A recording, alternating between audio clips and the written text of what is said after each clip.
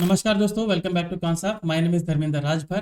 Concept के option C के session में आपका स्वागत है, जहां पर हम बात करते हैं कुछ ऑप्शन की स्ट्रैटेजी, जहां पर हम बात करते हैं कुछ पॉइंट्स जो हमारे लिए काफी इंपॉर्टेंट होता है हमारी ट्रेडिंग जर्नी में। ठीक है, तो चलिए डिस्कस करते हैं। ठीक है, अभी थोड़ी देर पहले मैंने आपको ट्रेडिंग फंडामेंटल्स बताया।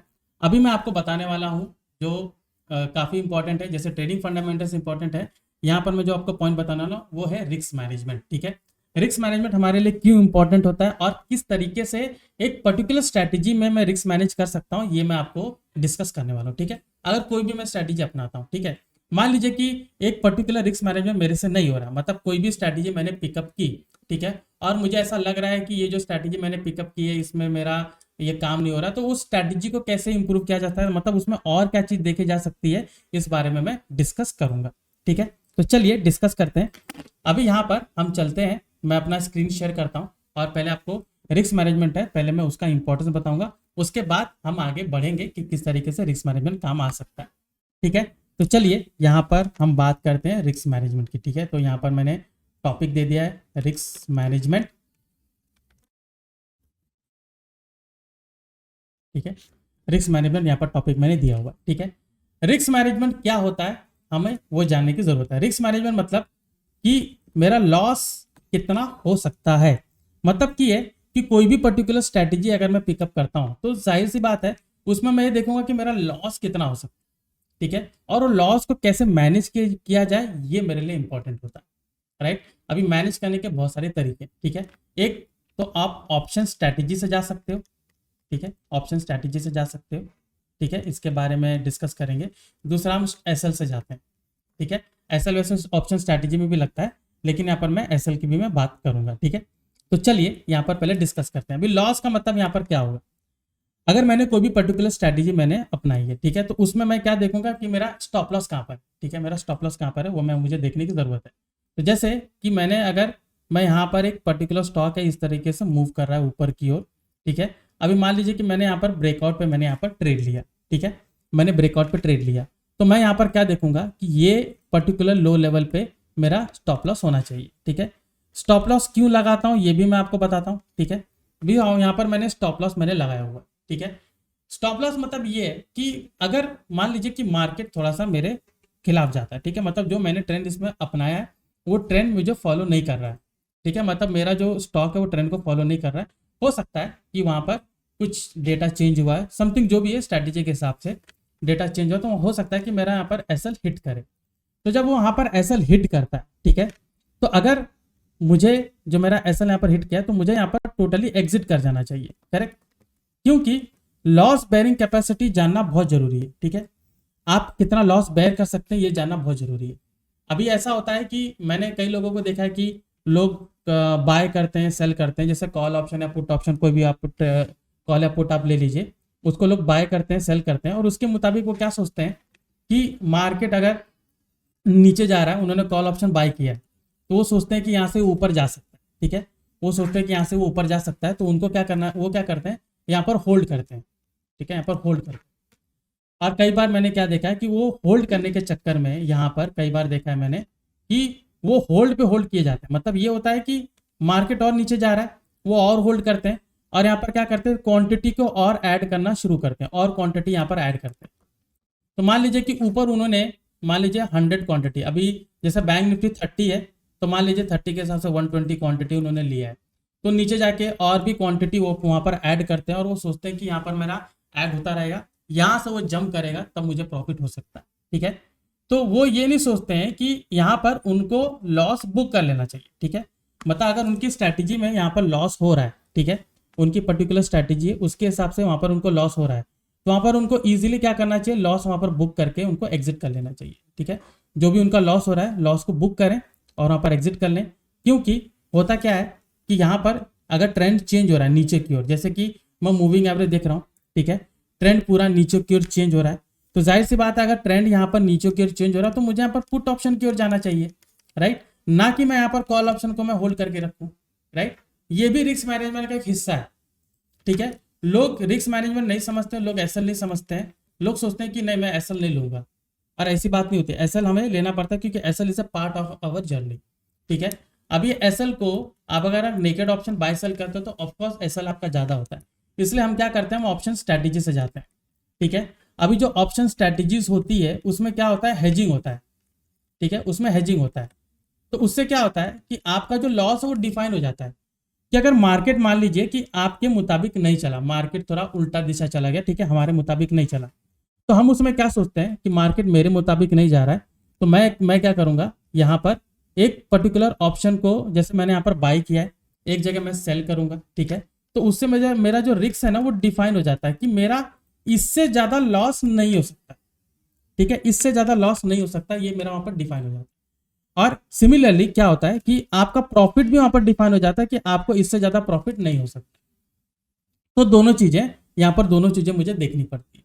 ठीक है, तो एक ये हो गया। ठीक है, दूसरा हमें स्ट्रैटेजी में कुछ वहां पर चेंजेस करने पड़ते हैं। ठीक है, स्ट्रैटेजीज जैसे मान लीजिए कि मेरी कोई पर्टिकुलर स्ट्रैटेजी है, अभी मैं यहाँ पर आता हूँ, हम यहाँ पर कॉन्सेप्ट एप्लीकेशन पे चलते हैं। ठीक है, एक सिंपल सी स्ट्रैटेजी मैं आपसे डिस्कस करता हूँ। यहाँ पर मान लीजिए हमने एनालाइज में जाके चार्ट्स ऑर्डर एंड ट्रेड को मैं यहाँ पर देख रहा हूँ। ठीक है, चार्ट्स ऑर्डर एंड ट्रेड को मैंने यहाँ पर देखा, यहाँ पर देखिए मैंने चार्ट्स ऑर्डर मैंने ट्रेड लगाया। अभी इसी के साथ मान लीजिए कि मैंने यहाँ पर एक और इंडिकेटर को मैंने ऐड किया है, जैसे कि यहाँ पर हम आरएसआई को ऐड कर सकते हैं। ठीक है, जो मैं यूज़ करता हूँ एक सपोर्ट के तौर पे। ठीक है, अभी यहाँ पर देखिए, अभी स्ट्रैटेजी यहाँ पर बनेगी कैसे, स्ट्रैटेजी को मुझे क्या देखना है। ठीक है, देखिए यहाँ पर होता क्या है कि कोई भी पर्टिकुलर स्टॉक को आप देख लीजिए। ठीक है, अभी यहाँ पर मैंने निफ्टी को ले रखा है, निफ्टी में यहाँ पर 3 मिनट में ले लेता हूँ। ठीक है, इसको मैंने 3 मिनट कंसिडर किया है, राइट, 3 मिनट यहाँ पर ले लिया।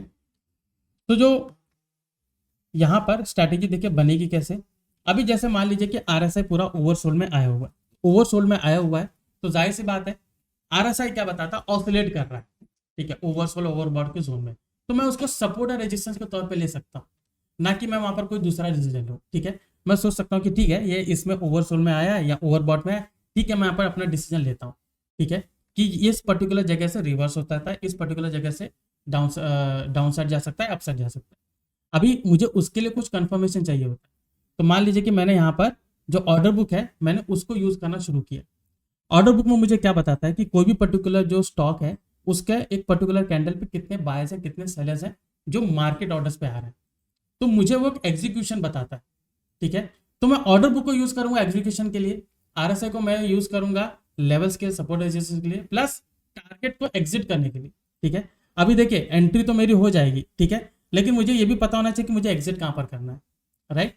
तो हम क्या करेंगे, अभी जैसे देखिए यहाँ पर मेरा, अभी जैसे कि आज मेरा मान लीजिए एंट्री यहाँ पर बनी हुई। ठीक है, ये पर्टिकुलर जगह पर मेरी एंट्री बनी हुई है। अभी मैं क्या देखूंगा कि मुझे बायर और सेलर इनिशिएटेड क्वांटिटी में डिफरेंस मुझे ज़्यादा चाहिए, मतलब अगर मैं बाय की ओर जा रहा हूँ तो जाहिर सी बात है मैं देखूंगा कि मेरे जो बायर्स हैं वो ट्वाइस हो सेलर के मुकाबले। अब मुझे यहाँ पर कोई कंडीशन दिख नहीं रही है। ठीक है, अभी मैं थोड़ा प्रीवियस में जाता हूँ। अभी देखिए जैसे यहाँ पर पूरा देख सकते हो पूरा डाउन साइड में था। ठीक है, पूरा डाउन साइड में था, और यहाँ से देख सकते हो कि जब यहाँ से निकलने की कोशिश की तो यहाँ पर देखिए मैं देखूंगा कि कहाँ पर मेरे बायस थोड़े ज़्यादा हैं। अभी देख सकते हो ये पर्टिकुलर कैंडल है, यहाँ पे मेरे बायस बहुत ज़्यादा मिले। ठीक है, मतलब ये है कि जो स्टॉक है यहाँ से ऊपर जा सकता, मतलब निफ्टी ऊपर जा सकता। तो मैं क्या करूँगा, मैं ये सिग्नल कैंडल कंसिडर करूँगा और मैं देखूंगा कि अगर इसका हाई ब्रेक करता है तो वहाँ पर ट्रेड लूंगा, और इसी के जो लो पे है मैं स्टॉप लॉस रखूंगा। ठीक है, जो लेटेस्ट स्विंग रहेगा, और मैं एग्जिट कहाँ पर करूँगा, जब ये मेरा ओवर सोल्ड में जाएगा। ठीक है, या फिर 1:2 के हिसाब से मैं यहाँ पर रेशो लूंगा। अभी ये लेना जरूरी है, क्योंकि कई बार लोग क्या सोचते हैं कि नहीं ये बहुत ऊपर जा सकता है, ये प्रीवियस टारगेट यहाँ पर था, रेजिस्टेंस वहां पर था। देखिए हमेशा वो काम नहीं करता, आप कुछ क्वांटिटी लेके जा सकते हो, ये भी रिस्क मैनेजमेंट का एक इंपॉर्टेंट हिस्सा है। आपके पास अगर 10 लॉट है तो कुछ लॉट को यहाँ पर बुक करिए। अगर इन द बिगिनिंग हमारा माइंडसेट इतना स्ट्रांग नहीं है कि मैं एक पर्टिकुलर स्टॉक को लेकर लंबे ड्यूरेशन के लिए मैं होल्ड करूं, मतलब लंबे ड्यूरेशन मतलब इंट्राडे की मैं बात कर रहा हूं कि आप उसको 1-2 घंटे के लिए होल्ड करो या 3-4 घंटे के लिए, अगर आप में वो कैपेसिटी नहीं है तो 1:2 का रेशो आप उसको ले लीजिए। अदरवाइज आरएसआई को यूज करिए कि ओवरसोल्ड में जा रहा है, अगर आपने कुछ बाय किया है तो वहां पर मैं एग्जिट कर लूँ, यहाँ पर आपने सेल की बाय किया है तो ओवरबॉट जोन में जा रहा है तो वहां पर मैं एग्जिट कर लूँ, और अगर आपने सेल किया है तो ये ओवरसोल्ड में जा रहा है तो वहां पर मैं एग्जिट कर लूँ। ठीक है, तो ये सारी चीजें मुझे यहाँ पर ध्यान देनी पड़ती है। ऑलराइट, तो इसको नजर में रख के मैं अपना जो स्ट्रैटेजी उसको इंप्रूव कर सकता हूँ। ठीक है, तो ये सारे पॉइंट्स जो मुझे डिस्कस करने थे। एक तो पहली बात है कि स्टॉप लॉस आपको मेंटेन करने पड़ेंगे। अभी स्टॉप लॉस भी कैसा होता है कि कई स्टॉप लॉस आप देखिए, लोग क्या करते हैं कि निफ्टी का जैसे 50 पॉइंट का स्टॉप लॉस है, 50 पॉइंट में मान लीजिए कि मैंने वहां पर कुछ यहाँ पर 300 क्वांटिटी मैंने लगाई है, तो उसके हिसाब से मेरा 15,000 का लॉस हो सकता है। अभी अगर मेरा नेक्स्ट स्ट्रैटेजी, मतलब उसी स्ट्रैटेजी में मान लीजिए कि मेरा नेक्स्ट कोई ट्रेड बनता है, उसमें 100 पॉइंट का स्टॉप लॉस है, तो जाहिर सी बात है 100 पॉइंट के हिसाब से मेरा जो स्टॉप लॉस है वो 30,000 हो सकता है। अब 30,000 मेरे लिए बहुत ज्यादा रकम हो जाएगी, करेक्ट। तो मैं वहां पर क्या करूंगा, जो मेरी क्वांटिटी है, जो 300 क्वांटिटी थी उसको रिड्यूस करूंगा, 15 जो 150 में वही रखूंगा, क्योंकि जब मेरी कैपेसिटी है 15,000 लॉस करने की तो मैं उतना ही रखूंगा। आप ये जो लॉस की कैपेसिटी इसको मत बढ़ाइए, राइट। अगर आपने ठान लिया है कि मेरा 15,000 से मैं ज्यादा का लॉस नहीं देखूंगा, तो इसी के हिसाब से लॉट साइज को मेंटेन करिए। लॉट साइज को कभी भी आप देखिए स्टॉप लॉस के हिसाब से चेंज करिए। स्टॉप लॉस आपका कांस्टेंट नहीं रह सकता है, मार्केट डायनेमिक है, कभी भी कांस्टेंट नहीं रह सकता है। मैंने बहुत लोगों को सुना है कि नहीं मेरा स्टॉप लॉस 10 पॉइंट का रहता है, 20 पॉइंट का रहता है, ठीक है, ऐसा ऐसा सब लोग बोलते हैं, लेकिन कई बार देखो इतना स्टॉप लॉस नहीं मिलता, कई बार स्टॉप लॉस इससे कई ज्यादा मिलता है। तो आप ये देखिए कि मैक्सिमम मेरा इतना लॉस हो सकता है, तो मैं इतना ही ये जितना लॉस है इसमें जितनी क्वांटिटी आएगी मैं उतना ही क्वांटिटी बाय करूंगा, तभी आप देखोगे आपका जो प्रॉफिट है वो कंसिस्टेंटली बढ़ सकता है। ओके, और ये तो हो गई दूसरी बात। अभी तीसरी बात ये आती है कि स्ट्रैटेजी। स्ट्रैटेजी, आप एक स्ट्रैटेजी से दूसरी स्ट्रैटेजी पे हॉप मत करिए, ठीक है। मतलब ये है कि अगर एक दो स्ट्रैटेजी है उसी को पिकअप करिए, उसी को इंप्रूव करते रहिए, उसी में डेली उसको एनालिसिस करिए, डेली आप देखिए कि मूवमेंट कैसा बन रहा है और उसके मुताबिक आप कैसा डिसीजन बना पा रहे हैं वो देखिए। बैक टेस्टिंग इजी है, फॉरवर्ड टेस्टिंग आप करके देखिए, ठीक है। रोज उसको पेपर ट्रेडिंग करिए, फॉरवर्ड टेस्टिंग करोगे तो आपको उसमें पूरा मालूम पड़ जाएगा, आपका माइंडसेट कैसा काम कर रहा है वो भी आपको मालूम पड़ जाएगा। ऑलराइट, तो ये था आज के सेशन में रिस्क मैनेजमेंट, ठीक है, जहां पर मैंने बात किया कि किस तरीके से आप अपने रिस्क को मैनेज कर सकते हो, किस तरीके से जो स्टॉप लॉस है उसको मेंटेन कर सकते हो, किस तरीके से जो भी मेरी पर्टिकुलर स्ट्रैटेजी उसको कैसे मैं मैनेज कर सकता हूँ, कैसे मैं अपने लॉस को मैं कहूँगा मेंटेन, कैसे मैं अपने लॉस को मिनिमाइज कर सकता हूँ, ये सारी चीजें मैंने आपसे डिस्कस की, ठीक है। सो आई होप आपको ये क्लियर हुआ होगा कि आज की जो रिस्क मैनेजमेंट सेशन है उसमें मैंने क्या बताया, ठीक है। आई होप आप इसको अपन में ट्रेडिंग जर्नी में इन्वॉल्व करेंगे तो आपके लिए काफी कामगार होगा। ऑलराइट, सो मिलते हैं नेक्स्ट सेशन में, जहां पर मैं कुछ और बातें भी करूंगा, कुछ और चीजें भी आपसे डिस्कस करूंगा जो आपके लिए काफी कामगार हो सकती है, ठीक है। तब तक के लिए मैं धर्मेंद्र राजभर, आपका नमस्कार।